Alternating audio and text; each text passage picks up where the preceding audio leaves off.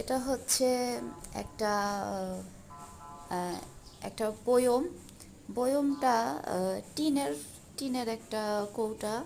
আমি ওটাতে কাপড় লাগিয়েছি আর আর্ট করে দিয়েছি, মানে ফুলগুলো এঁকে দিয়েছি। আর জেনা হচ্ছে রং করেছে আমার বোনের মেয়ে। আহ, আমি এটা এখানে রাখার জন্য বানিয়েছি। আরেকটু বড় হলে ভালো হতো, তাহলে বোতলটা দেখা যেত না।